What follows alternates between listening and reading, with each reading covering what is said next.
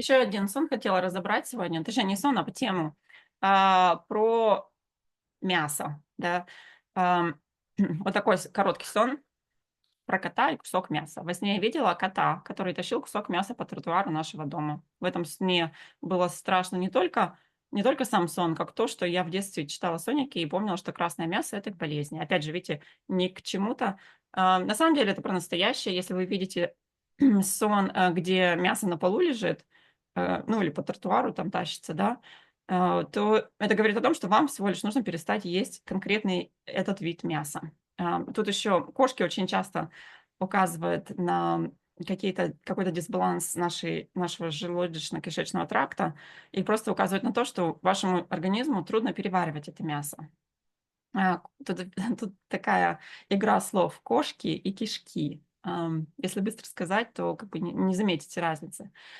Но на самом деле это не означает, что всем нужно не есть мясо. Я работала с одной девушкой, которая ходила по магазину и все время проходила мимо мясного отдела. И там на витрине были выложены красиво стейки. Это, наоборот, ей говорило о том, что ей нужно есть мясо, нужно есть эти стейки.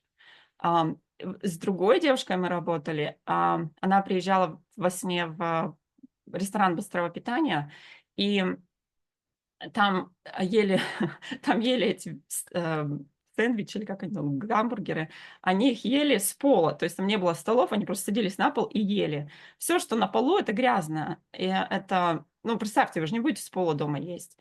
Поэтому если смотрите по ситуации, смотрите по вашему сну, по вашему контексту. Это не для всех правило.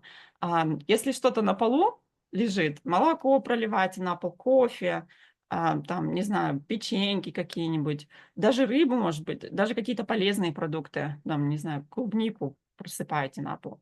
Просто означает, что вам, конкретно вашему организму, временно, по крайней мере, есть этот продукт не нужно.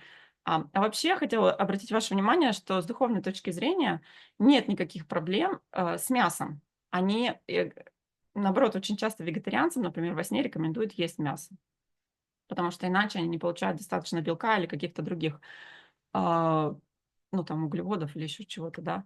Поэтому с духовной точки зрения нет ничего против мяса. Есть конкретно, например, могут сказать вам: "Не ешьте курицу, ешьте там говядину", например, или свинину.